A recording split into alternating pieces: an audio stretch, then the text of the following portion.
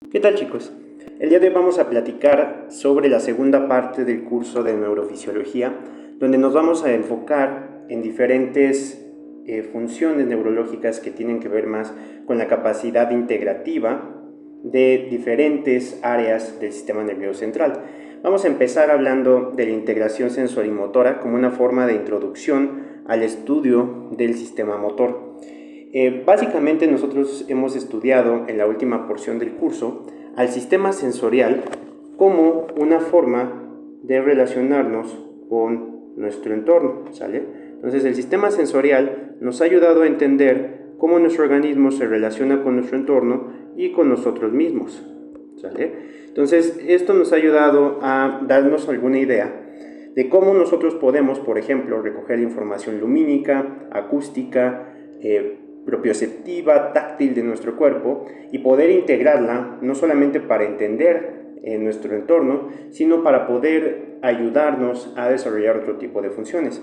Ahora vamos a ver que esta función sensorial también va a estar íntimamente relacionada con la función motora, ¿sale? Y entonces vamos a ver que la integración sensorimotora va a tener la capacidad de tomar información sensorial, en particular de los músculos, para retroalimentar al sistema nervioso y poder generar arcos reflejos y funciones estereotipadas, además de modificar funciones motoras rítmicas para poder integrar diferentes funciones motoras específicas, ¿sale? Entonces, la función motora del sistema nervioso central va a estar gobernada por una unidad funcional que va a ser nuestra unidad motora.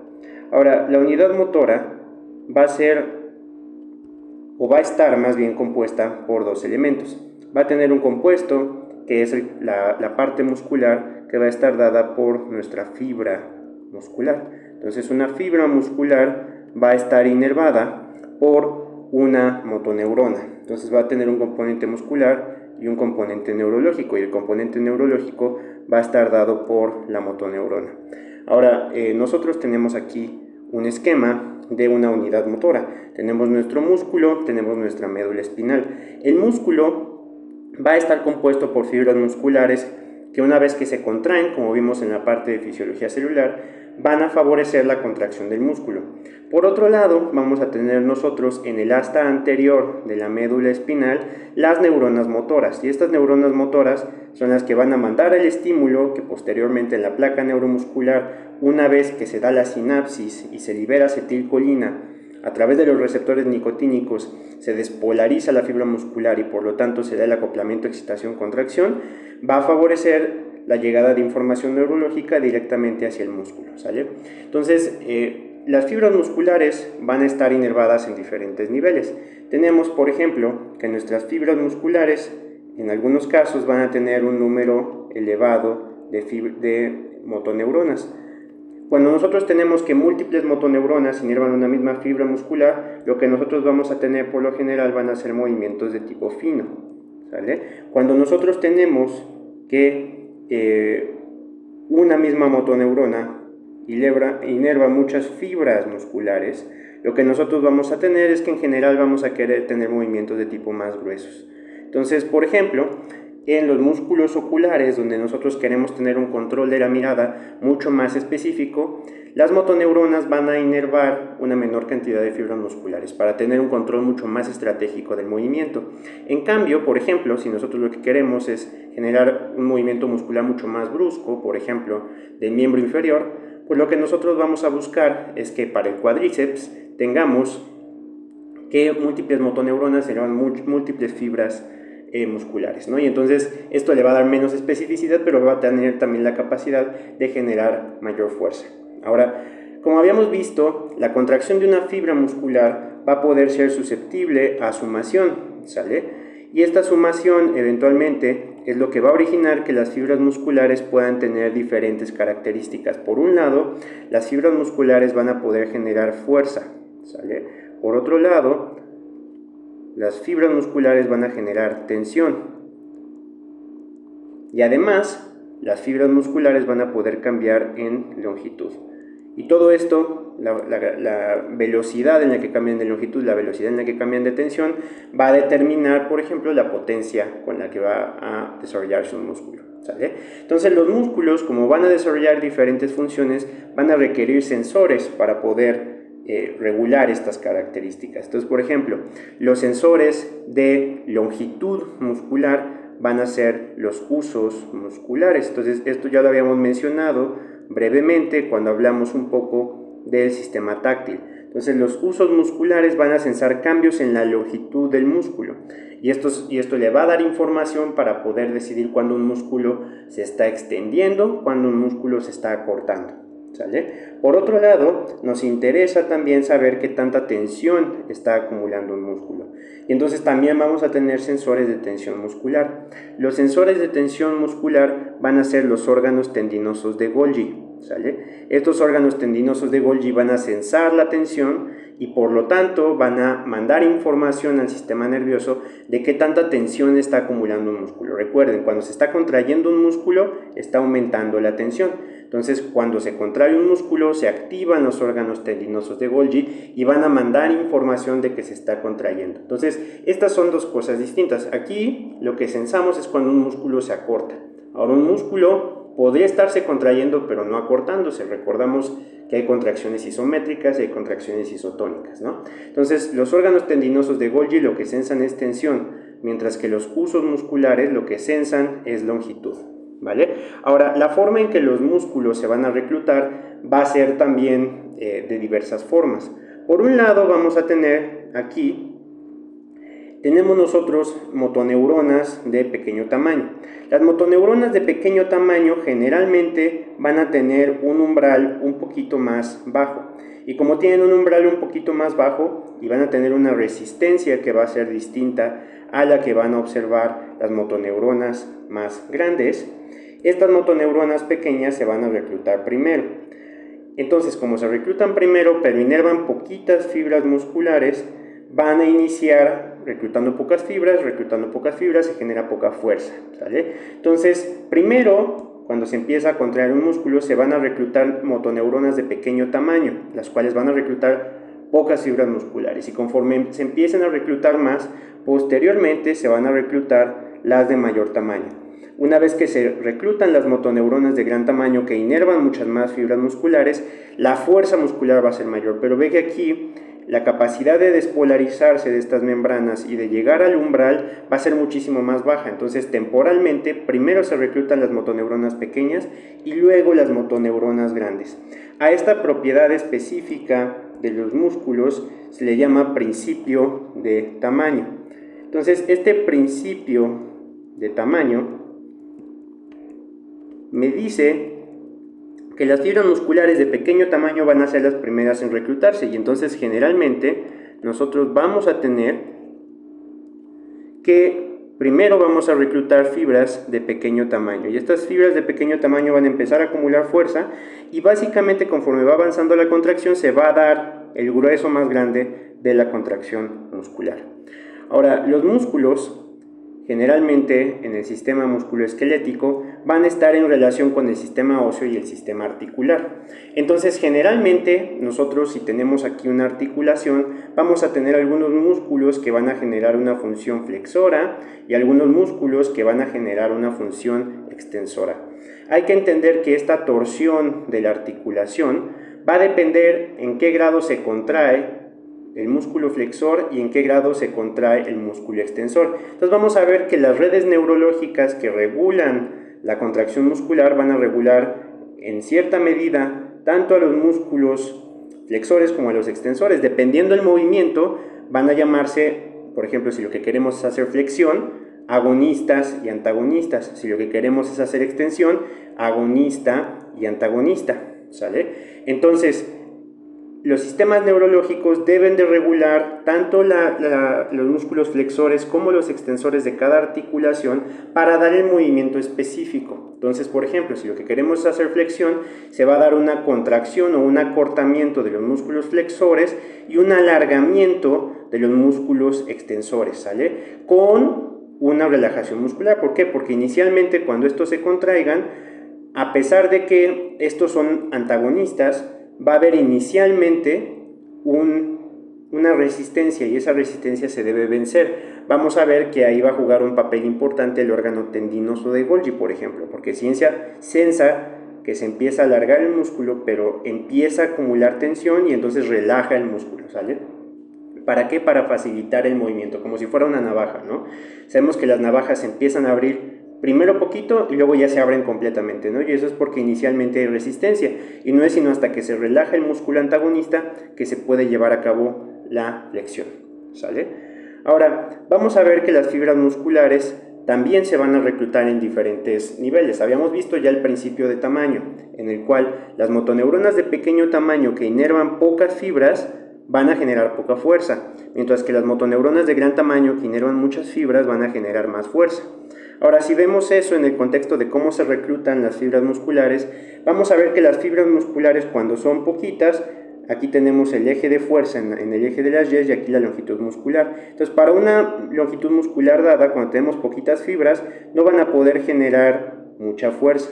Pero si tenemos más fibras, es decir, una mayor inervación de estas fibras, vamos a poder reclutar muchísimo mayor fuerza a una misma longitud, ¿sale? ¿Qué pasa si ahora vemos el tamaño de las fibras? Por ejemplo, fibras largas y fibras cortas. Bueno, las fibras cortas van a acumular muchísima tensión en un rango muy pequeño de longitud muscular, mientras que las fibras largas van a poder acumular más tensión a niveles mucho más largos de fuerza muscular. Entonces las fibras largas van a poder hacer movimientos de mucho mayor amplitud, mientras que las fibras cortas van a hacer movimientos muchísimo más cortitos, ¿sale? Además, esto va a jugar un papel importante en la forma en que las fibras musculares se van a contraer o su velocidad. Por ejemplo, a una misma fuerza muscular, una fibra larga va a poder manejar mucho mayor fuerza a una menor velocidad, mientras que una fibra corta necesita acumular necesita moverse a una menor velocidad para acumular más fuerza. Entonces estas fibras largas van a poder mantener altas fuerzas por más tiempo, ¿sale? Entonces, para movimientos que requieren mayor velocidad no van a perder tanta fuerza como las fibras cortas, por ejemplo. Entonces ya vimos que la unidad motora va a requerir de esta interacción entre fibras musculares y motoneuronas, pero vamos a observar nosotros que también va a existir diversidad entre ellas. Entonces, por ejemplo, las fibras musculares van a ser de distintos tipos dependiendo de su función. Entonces ya habíamos visto en la clase de músculo esquelético que las fibras musculares van a poder dividirse, por ejemplo, en fibras de tipo 1, fibras de tipo 2, ¿no? También ya habíamos visto que el músculo, por sus características histológicas, se puede dividir en músculo estriado, músculo cardíaco y músculo liso, ¿no? Ahora vamos a darle otra subdivisión al músculo esquelético, en la cual las fibras musculares van a poder ser de dos tipos dependiendo de su función. Van a poder ser extrafusales o van a poder ser intrafusales. Entonces, las fibras extrafusales van a ser las más abundantes, van a componer entre el 90 y más del 90% del músculo. Estas fibras extrafusales van a tener la función de generar fuerza, ¿sale? Entonces van a ser las fibras contráctiles que van a facilitar la generación de fuerza en el músculo. Entonces, así como estudiamos en la parte de sinapsis y unión neuromuscular que hay contracción muscular, sobre todo esto se da por las fibras extrafusales. Las intrafusales no tienen una función contráctil per se, sino que van a tener una función sensorial, ¿sale? Entonces, habíamos hablado de los usos musculares. Los usos musculares van a tener fibras intrafusales. Entonces, las fibras intrafusales van a tener estos usos musculares. Y estos usos musculares van a tener la función de sensar cambios en la longitud del músculo, ¿sale? Entonces vamos a ver un poquito la anatomía de estos usos musculares para poder entenderlos mejor. Entonces aquí tenemos un uso muscular, ¿sale? Y entonces vamos a ver que los usos musculares van a tener estas fibras musculares intrafusales, ¿sale? Y van a estar rodeados por una cápsula. Ahora, la inervación de estas fibras intrafusales va a ser, por un lado, dada por fibras nerviosas que van a mandar axones aferentes hacia la médula espinal. Los axones aferentes que van a mandar estas fibras van a ser sobre todo de tipo 1A y de tipo 2. Ahorita vamos a ver cuál de cada uno, ¿sale? Pero básicamente las fibras de 1A tienen un alto diámetro y por lo tanto viajan a mayor velocidad que por ejemplo las fibras de tipo 2, ¿sale? Pero además van a tener algunas axones que van a ser eferentes y que van a depender de diferentes tipos de motoneuronas. Entonces ya habíamos visto que hay diversidad en las fibras musculares, pero también vamos a tener diversidad en las motoneuronas. Entonces las motoneuronas van a ser grosso modo de dos tipos. Vamos a tener motoneuronas alfa. Estas motoneuronas alfa son de gran tamaño y básicamente las motoneuronas alfa se van a ir a inervar a las fibras extrafusales. Entonces las fibras extrafusales van a ser inervadas por motoneuronas alfa, por lo tanto las motoneuronas alfa van a ser las que están encargadas de generar fuerza y contracción muscular, ¿sale? Por otro lado, vamos a tener motoneuronas de tipo gamma. Las motoneuronas de tipo gamma se van a encargar de modificar la sensibilidad del uso muscular, ¿sale? Entonces, desde la médula espinal, en la porción anterior de la médula espinal, de donde sale la parte motora, tenemos nosotros motoneuronas alfa, que son las que van a inervar las fibras extrafusales para su contracción, y motoneuronas gamma. Estas motoneuronas gamma van a ser las que van a estar involucradas en modular la función de sensibilidad de las fibras intrafusales. Recordemos que las fibras intrafusales lo que sensan es cambios en la longitud muscular, ¿sale? Por lo tanto, estas motoneuronas gamma van a determinar qué tanto de esa información de cambio en longitud van a recoger mis fibras intrafusales. Ahora, dentro de las fibras intrafusales, nosotros vamos a tener dos grandes tipos. Entonces, déjenme pasarlo para acá. De las intrafusales, que son sensoriales, vamos a tener nosotros dos grandes tipos. Entonces vamos a tener nosotros fibras de la bolsa nuclear, entonces fibras de la bolsa nuclear, y vamos a tener nosotros fibras de la cadena nuclear. Entonces estas tienen características específicas. Entonces las fibras de la bolsa nuclear son más gorditas. Acá tenemos nuestras fibras de la bolsa nuclear y tenemos fibras de la cadena nuclear, las cuales también van a tener diferentes características. Entonces lo que va a hacer sobre todo la diferencia entre una y otra va a ser el tipo de motoneuronas que las va a inervar. Entonces, por ejemplo, las fibras sensoriales de tipo 1A las va a inervar todas, mientras que las fibras de tipo 2 sobre todo se va a ir con las de la cadena nuclear, ¿sale? Ahora, vamos a tener además que de entre las fibras intrafusales de la bolsa nuclear vamos a tener fibras de dos tipos. Vamos a tener fibras de tipo dinámica y fibras de tipo estática.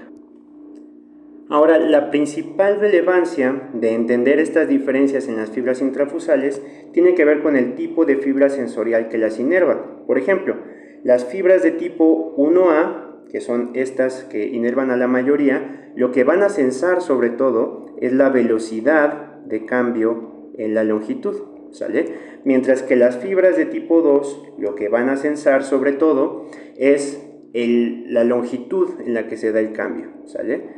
Entonces, debido a esto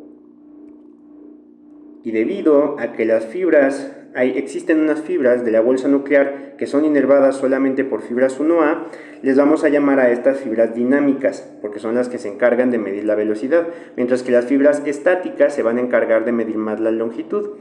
Las fibras de la cadena nuclear se van a encargar sobre todo de evaluar los cambios en la longitud de la fibra muscular, ¿sale? Ahorita vamos a ver en específico cuál va a ser la función que van a jugar estos usos musculares en la regulación de diferentes reflejos. Antes vamos a pasar a estudiar el otro tipo de receptor sensorial, que es el receptor de tensión en el órgano tendinoso de Golgi, ¿sale? Tenemos nosotros aquí un esquema de nuestro órgano tendinoso de Golgi, ¿sale? Ahora, a diferencia de nuestro receptor del uso muscular que está inervado por fibras de tipo 1A y fibras de tipo 2, nuestro órgano tendinoso de Golgi va a estar inervado por fibras de tipo 1B. Entonces aquí tenemos nosotros en nuestra fibra muscular la representación esquemática de un órgano tendinoso de Golgi. Entonces igual el órgano tendinoso de Golgi tiene una cápsula y va a tener las fibras musculares, que estas son fibras extrafusales, además de grupos de axones que van a estar adosados a fibras de colágeno. Entonces lo que van a sensar estos receptores de los órganos tendinosos de Golgi son cambios en la tensión muscular, ¿sale? Entonces cuando nosotros generamos una contracción muscular, se van a activar los órganos tendinosos de Golgi y van a mandar información sensorial aferente hacia la médula espinal a través de axones de tipo 1B, ¿sale? Entonces tanto la información que viaja por los usos musculares a través de axones 1A y de tipo 2, como la información que viaja por los órganos tendinosos de Golgi a través de axones de tipo 1B, va a viajar hacia la médula espinal y va a mandar información sensorial que posteriormente va a ser integrada por nuestra médula espinal.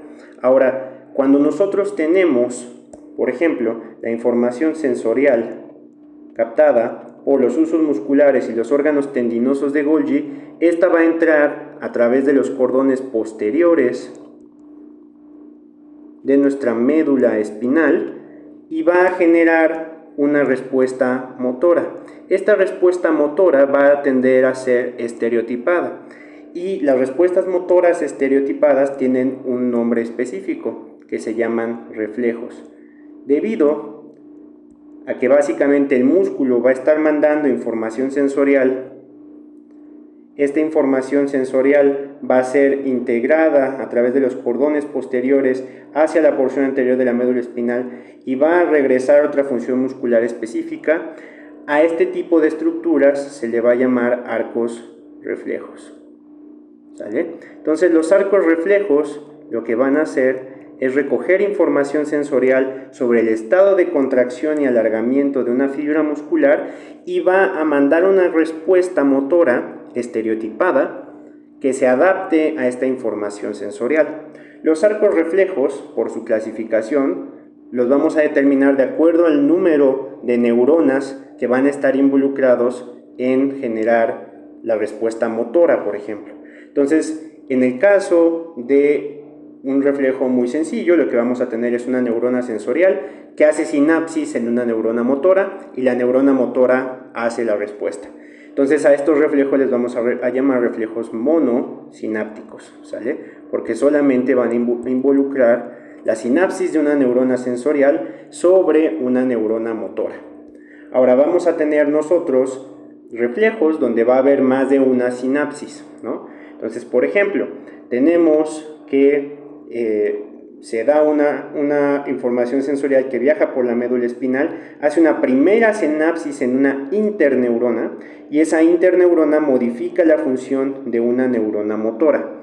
Lo que nosotros vamos a tener aquí son reflejos de tipo disináptico cuando tenemos dos sinapsis, ¿sale? Pero existen también reflejos que son mucho más complejos y estos reflejos que son más complejos van a integrar diferentes funciones, me parece que es esta, van a tener diferentes sinapsis intermedias y por lo tanto van a ejercer más de una función. A estos reflejos, donde vamos a tener diferentes neuronas involucradas, les llama reflejos polisinápticos, ¿sale? Ahora, vamos a estudiar la forma más frecuente del reflejo monosináptico, que es el reflejo de tipo miotáctico, ¿sale? Entonces el reflejo miotático es un reflejo que se va a dar sobre todo de una forma clínica muy sencilla de entender como un reflejo mediado por, a ver, déjenme mover tantito esta figura que se me movió. Ahí está. Una disculpa, Listo. Entonces, nosotros vamos a tener como uno de los reflejos más simples, por ejemplo, un reflejo monosináptico, que es el reflejo de estiramiento, que en muchos casos es un reflejo de tipo patelar. Aquí tenemos otro tipo de reflejo de estiramiento, por ejemplo, que podemos observar a nivel del húmero, por ejemplo, ¿no? Entonces, lo que vamos a tener nosotros aquí es que al momento de que nosotros usamos el martillo y lo aplicamos sobre el tendón de un músculo, esto va a generar alargamiento de este músculo y esto va a ser captado por los usos musculares. Entonces los usos musculares van a sensar ese alargamiento y al sensar ese alargamiento van a mandar una fibra aferente de tipo 1A que va a entrar por los cordones posteriores de la médula espinal y que va a mandar una respuesta motora directamente a través de una motoneurona alfa para generar contracción muscular. Entonces tenemos varios pasos. Tenemos un paso número 1 que es estiramiento. Este estiramiento clínicamente lo hacemos, por ejemplo, con un martillo de reflejos, ¿sale? Entonces tenemos el estiramiento y ese estiramiento va a ser captado por los usos musculares. Esto va a generar una respuesta sensorial que va a ser captada por los cordones posteriores de la médula espinal y vamos a tener en la segunda una integración motora. Entonces tenemos una integración motora. Y esta integración motora se va a dar por la sinapsis de las neuronas sensoriales directamente sobre motoneuronas alfa y vamos a tener como respuesta una contracción muscular. Entonces, por ejemplo, el reflejo patelar, que es la forma más común de ver un reflejo monosináptico, va a tener unas características muy similares a esta. Entonces aquí tenemos nosotros, déjenme checar nada más cuál es este. Tenemos nosotros el ejemplo más clásico de un reflejo monosináptico, ¿no? Tenemos nuestro tendón patelar, vamos a hacer nosotros el golpe con el martillo de reflejos y esto va a generar un estiramiento de nuestro músculo. Este estiramiento va a estimular al uso muscular que va a mandar una estimulación a través de una neurona sensorial que entra por los cordones posteriores de la médula espinal y que va a hacer sinapsis directamente sobre un músculo que va a favorecer la contracción. Entonces este generalmente es el cuádriceps. Nosotros golpeamos sobre el tendón patelar, estira el cuádriceps. Este estiramiento del cuádriceps activa el uso muscular. Viaja la función sensorial, entra por los cordones posteriores, hace sinapsis en el cordón anterior de la médula espinal, se manda una aferencia y se da una contracción muscular, ¿sale? Pero para que el arco reflejo sea completo no solamente va a tener una vía monosináptica, sino que va a tener también otra vía disináptica. Entonces, otra parte de la fibra muscular va a actuar sobre una interneurona. Estas interneuronas inhibitorias lo que van a hacer es inhibir las motoneuronas del músculo antagonista, ¿sale? Entonces, de manera inicial, nuestro músculo agonista se va a estirar y luego se va a contraer, pero necesitamos que el músculo antagonista de este movimiento inhiba su función, ¿sale? Entonces, esto va a generar que no haya una oposición al movimiento y que, por lo tanto, podamos tener nosotros contracción del cuádriceps y esta contracción del cuádriceps va a jalar normalmente nuestra pierna y va a generar la patada característica que observamos durante un reflejo, ¿sale? Entonces, este arco reflejo es monosináptico, no requiere subir al sistema nervioso central, por lo cual no va a estar modulado por ninguna función central. Ahora, lo que sí va a pasar es que cuando nosotros sufrimos algo que se llama decorticación, es decir, perdemos la regulación que ejerce la corteza cerebral sobre los reflejos que vamos a ver en las próximas clases del sistema motor, estos reflejos pueden tener muchísima mayor amplitud. Entonces, la hiperreflexia, que es una característica clínica que vamos a observar nosotros cuando estimulamos el tendón patelar de un paciente y se da una patada que es muchísimo mayor a la que esperaríamos para el nivel de estiramiento que le dimos al músculo, se va a deber sobre todo cuando se altera la vía piramidal. Entonces esto generalmente es un síntoma que se llama síntoma de motoneurona superior. La motoneurona superior es que está alterado algo directamente de las vías descendentes de la corteza cerebral, ¿sale? En cambio, cuando tenemos hiporreflexia, algo se dañó en la motoneurona inferior y entonces no vamos a tener una respuesta adecuada, por lo cual se llama síndrome de motoneurona inferior, ¿vale? Entonces, eso es con respecto al reflejo miotático o reflejo monosináptico. Ahora vamos a tener también nosotros un reflejo disináptico que generalmente va a ser un reflejo miotático inverso. Entonces, este reflejo miotático inverso va a estar modulado por el órgano tendinoso de Golgi.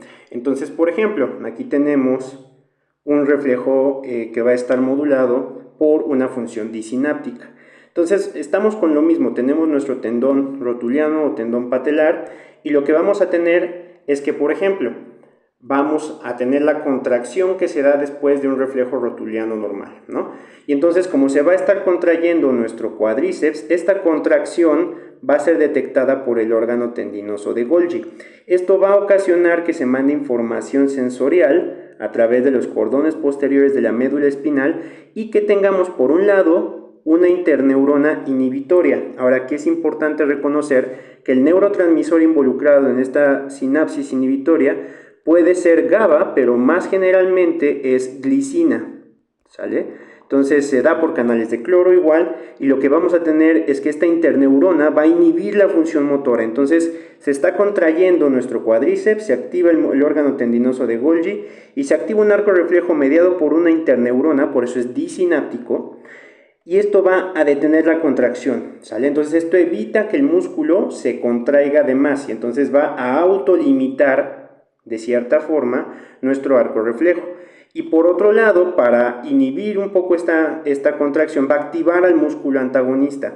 Entonces va a generar además una interneurona excitadora que va a favorecer la contracción de este músculo flexor. Y este músculo flexor, que en el caso del cuádriceps es el músculo semitendinoso, va a oponerse a la función de este músculo, por lo tanto autolimitando el movimiento. Entonces podemos ver que este reflejo miotático inverso autolimita al reflejo miotático, ¿sale? Que es una forma en la cual los órganos tendinosos de Golgi van a limitar la contracción muscular. Entonces el órgano sensa mucha contracción y por lo tanto limita nuestra contracción muscular, ¿sale? Vamos a tener nosotros además que se van a presentar diferentes funciones a través de estas aferencias de tipo 1B. Entonces no solamente vamos a tener que estos reflejos disinápticos van a captar la información que se manda por los órganos tendinosos de Golgi, sino que también van a recoger información, por ejemplo, de receptores articulares y de receptores cutáneos, todos los cuales van a dar diferentes indicaciones, por ejemplo, de que se está dando una contracción que está movilizando la articulación, por ejemplo, en el caso del receptor articular, o que está estirando la piel en el caso del receptor cutáneo. Y todos esos van a servir para dar información a través de la interneurona inhibitoria para decidir cuándo disminuir la contracción muscular en el caso de un arco reflejo. Además vamos a tener vías descendentes que vienen sobre todo desde el tronco encefálico, y estas vías descendentes se van a encargar también de potenciar o disminuir la capacidad de esta interneurona inhibitoria para disminuir la capacidad de contracción de un músculo. Esto se le llama convergencia de axones 1B hacia estas interneuronas inhibitorias. Ahora, también vamos a tener nosotros algo que nos va a ayudar a oponernos a esta función, ¿no? Entonces, vamos a tener nosotros que nuestras aferentes 1B van a activar normalmente interneuronas inhibitorias hacia nuestros músculos para autolimitar. Pero como vimos en este arco reflejo, vamos a tener también interneuronas excitadoras que favorezcan estimulación de músculos opositores. Y donde queda muy claro, por ejemplo, la función de estos órganos tendinosos de Golgi es durante la marcha. Entonces, por ejemplo, cuando se presenta la descerebración, tenemos nosotros que hay un centro generador de patrones que vamos a estudiar en la próxima clase que va a favorecer el estímulo de la marcha, ¿no? Entonces, para nosotros poder tener una función normal en la marcha, vamos a tener que los músculos también van a tener que sensar cuando se están contrayendo para poderse relajar también en menor medida, ¿no? Entonces, los órganos tendinosos de Golgi también van a servir para poder regular la función de la marcha y poder dar una contracción que vaya en función del movimiento que nosotros queramos ir teniendo en diferentes puntos, ¿sale? Ahora, estas características que nosotros estamos viendo en los arcos reflejos disinápticos van a permitir entender las diferentes funciones musculares que vamos a observar, por ejemplo, durante la locomoción, ¿no? Entonces vamos a tener que los músculos van a poder ejercer un efecto. Por ejemplo, en este caso estamos teniendo un movimiento de la pierna hacia adelante que va a estar dado por un músculo, pero también una rotación externa. Y necesitamos un músculo que limite también esta función. Entonces, otra función que van a tener estos arcos reflejos disinápticos es que van a mantener estabilidad articular y estabilidad del movimiento, ¿sale? De tal forma que nosotros podamos tener que algunos músculos activen un movimiento, pero de forma inesperada, por ejemplo, generen rotación de la cadera, y necesitamos un músculo que prevenga esa rotación de la cadera, ¿no? Para poder tener un movimiento hacia adelante y no nada más que se contraiga sin que se dé una regulación adecuada, ¿sale? Ahora vamos a ver nosotros que esta información que nosotros detectamos en el músculo se va a poder detectar, por ejemplo, a través de un electrocardiograma. Entonces, un electromiograma. El electromiograma va a ser un estudio de electrodiagnóstico que va a recabar la capacidad contráctil de nuestro músculo y que va a poder, por lo tanto, censar la actividad motora que nosotros vamos a observar, ¿no? Entonces, aquí tenemos, por ejemplo, diferentes vías de estimulación que se van a dar a lo largo de nuestro arco reflejo, ¿no? Entonces, tenemos nosotros nuestro uso muscular, sensa nuestro acortamiento. Esto manda una función directa sobre la neurona motora, pero también vamos a tener vías descendentes que van a regular esta función de nuestro arco reflejo. Entonces, como decíamos, por ejemplo, cuando esta vía descendente se pierde, esta capacidad inhibitoria para modular nuestro arco reflejo se va a perder y por lo tanto se va a acentuar el reflejo, lo cual se caracteriza como una hiperreflexia. Entonces, estas interneuronas inhibitorias van a ser muy importantes para autolimitar la función de nuestro arco reflejo, y esto va a estar dado por nuestros potenciales inhibitorios postsinápticos, que sobre todo van a estar mediados por glicina, ¿sale? La glicina es el neurotransmisor inhibitorio que nos va a ayudar a autolimitar la capacidad de los arcos reflejos para presentar cierta función. Ahora, vamos a tener diferentes tipos de arcos reflejos o diferentes tipos de inhibición que van a modular la función de nuestros arcos reflejos. Tenemos, por ejemplo, dentro de nuestro arco habíamos descrito que las vías, la propia vía de nuestro arco reflejo patelar, por ejemplo, activa una interneurona que se va hacia los músculos antagonistas, ¿no? Esta interneurona 1A va a tener modulación, por ejemplo, por la vía corticoespinal descendente y por otras vías descendentes que vienen sobre todo de nuestro tronco encefálico, ¿sale? Y entonces esto va a ocasionar que podamos tener una autolimitación de la función de nuestro arco reflejo. Y existen unas interneuronas específicas, que son las interneuronas de tipo Renshaw, que van a tener una función importante, no solamente regulando a esta propia interneurona inhibitoria, que se activa para los músculos extensores durante los arcos reflejos, sino para modular propiamente el arco reflejo de la motoneurona, que es intrínseco del músculo agonista. Entonces, estas interneuronas de Renshaw, que van a tener como el neurotransmisor más importante a la glicina, van a modular no solamente nuestro arco reflejo, sino también la forma en que las vías descendentes que vienen de la corteza cerebral modifican este arco reflejo. Entonces, las interneuronas de tipo Renshaw van a jugar un papel importante. Y por ejemplo, en el tétanos, las interneuronas que se dañan primero son las interneuronas Renshaw. Entonces, como nosotros perdemos esta capacidad para inhibir la contracción muscular, tenemos una contracción muscular sostenida, que es característico del tétanos. Entonces, en el tétanos habíamos visto que hay alteraciones sinápticas en la fusión de las vesículas directamente con la terminal presináptica, pero también vamos a tener que se van a perder estas interneuronas de Renshaw, y eso es lo que caracteriza sobre todo la extensión muscular sostenida que vamos a observar en la tetania, ¿sale? Vamos a platicar ahora de otro reflejo, que es el reflejo polisináptico. Déjenme hacer esto un poquitito más grande para poder verlo con más detalle. Y este reflejo polisináptico generalmente se va a dar por el reflejo de retirada. Entonces, nuestro reflejo polisináptico, el prototipo del reflejo polisináptico va a ser el reflejo de retirada. Entonces, este reflejo de retirada va a ser polisináptico y ahorita vamos a ver por qué. Entonces, tenemos nosotros, por ejemplo, que la pierna percibe un dolor, ¿no? Por ejemplo, puede ser una quemazón directa que se va sobre la pierna.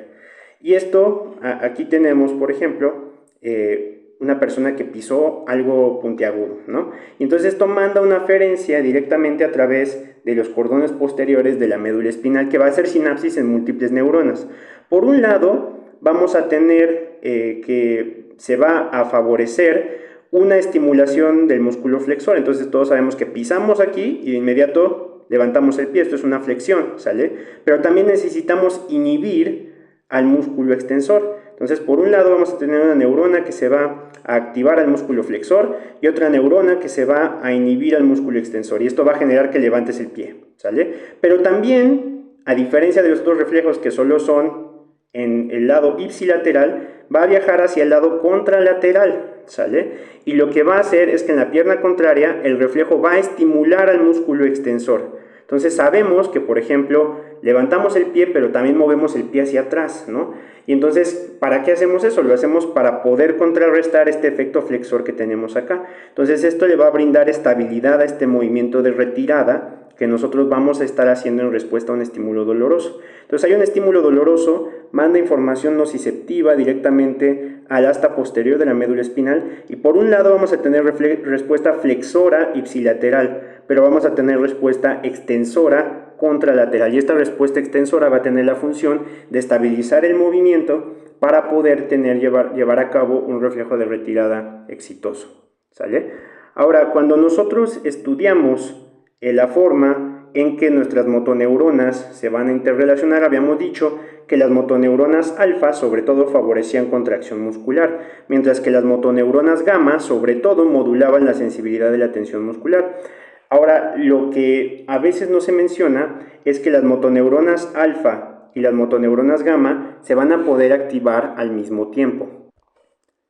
La activación al mismo tiempo de las motoneuronas alfa y las motoneuronas gamma va a tener una función dinámica. Esto va a ser sobre todo para que nuestros usos musculares puedan ir sensando al mismo tiempo conforme un músculo vaya cambiando de longitud en tiempo real. Entonces nuestra motoneurona alfa y nuestra motoneurona gamma van a integrar los cambios musculares que se van presentando a lo largo del movimiento. Entonces en respuesta a una respuesta motora cortical, tanto la motoneurona alfa como la motoneurona gamma se van a activar de forma simultánea, de tal forma que nosotros podamos detectar estos cambios en función de cómo se va modificando, por ejemplo, la carga muscular, y esto nos permite poder adaptar la forma en que nos movemos. Entonces, si nosotros hacemos un electromiograma, lo que vamos a observar es que se van a activar las fibras de tipo 1A, pero también se van a poder activar las respuestas de la motoneurona gamma, ¿sale? Entonces, en lugar de ver actividad aislada, por ejemplo,